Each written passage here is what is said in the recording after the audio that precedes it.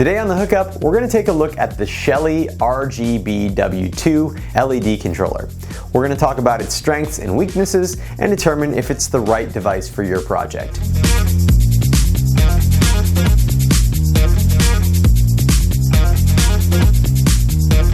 As a tinkerer who feels pretty confident with soldering, prototype boards, and programming, my initial impression of the Shelly RGBW2 was that $22 seemed a bit steep for a 4-channel PWM-based LED controller. When I was browsing around Amazon, I was really surprised to see that the company LifeX is making a killing selling just 2 meters of Wi-Fi controlled RGBW LED strips for $78. Philips Hue wants $80 for the 2-meter kit that works with their hub and app. And even the fully DIY version of the controller made by MK Smart House costs $30, and you have to solder and program it by yourself. Another thing the RGBW2 has going for it is the ability to pick your own LED strips and drive a much higher total wattage of LEDs than the competition. With the LifeX setup, you can supposedly chain up to 10 meters of LEDs per controller, although I'm pretty confused about how the 30-watt power supply is supposed to power 10 meters of LEDs, since most LED strips average between 15 and 20 watts per meter. My bet is that they're using smaller, dimmer LEDs, or perhaps limiting the brightness via software when more strips are plugged in. Oh, and the price for 10 meters of those smaller, dimmer LEDs? $272. To do the same thing with Philips Hue, you'd spend $280 plus the cost of the Hue bridge. And it also uses a 30-watt power supply for that 10 meters. The Shelly RGBW2, by comparison, is not so straightforward when it comes to determining the length of LEDs that it can handle. The RGBW2 can handle up to 288 watts of LEDs, but again, that's an oversimplification.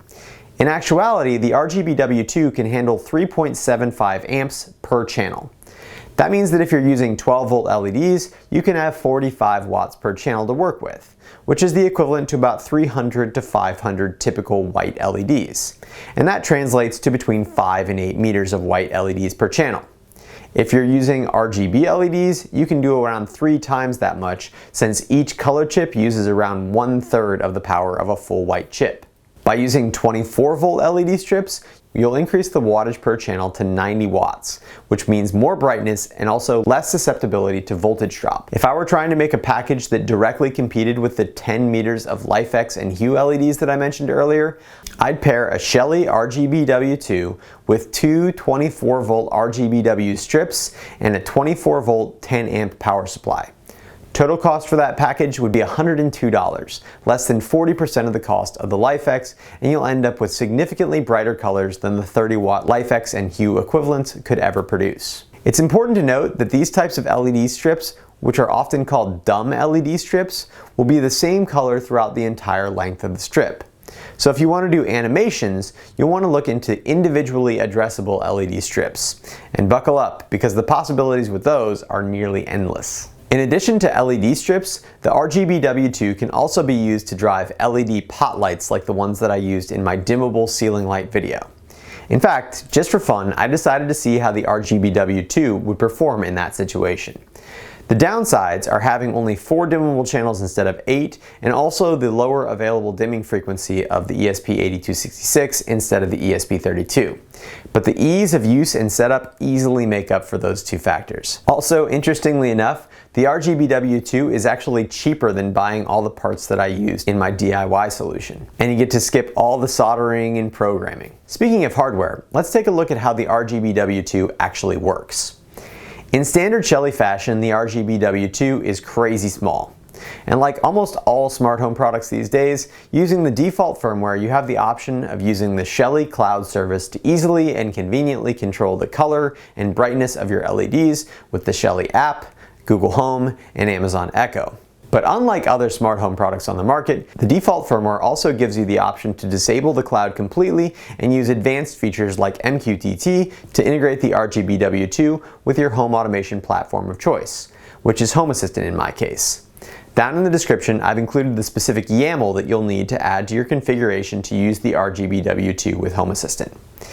You can also control the RGBW2 via a physical switch, and if you have a momentary push button on that switch, you'll be able to control the brightness as well using the long press functionality. As for the hardware inside the RGBW2, you'll find an ESP8266 controlling all of the PWM signals for the 4 N-channel MOSFETs that regulate the brightness of each of the LED channels. In the future, I hope to see an ESP32 version of this, since it's capable of significantly higher PWM frequencies than the ESP8266, which makes the dimming significantly smoother. For some reason, my eyes are really sensitive to light source frequency, but I didn't notice any strobing effects until I got to under 20% brightness with the RGBW2. And my wife didn't notice any flickering at all. If you're feeling adventurous, there's also a set of header pins on the RGBW2 that allow you to use your own firmware, but I haven't had time to mess with any custom firmwares yet. If you've gotten a custom firmware running on your RGBW2, let me know down in the comments. Overall, the Shelly RGBW2 is a reasonably priced, very functional piece of smart home tech that serves many purposes. Whether you want to control the color of a single, long RGBW strip or set up dimmable zones using LED strips or pot lights, the RGBW2 can accommodate all of your needs for just $22. Thank you to all of my patrons over at Patreon for supporting my channel and allowing me to give my fair, unbiased opinions about products. I never accept any form of payment for product reviews, and you can always trust that if I test out a product and I have a bad experience with it, I'm going to let you guys know to steer clear. If you enjoyed this video, please consider subscribing. And as always, thanks for watching The Hookup.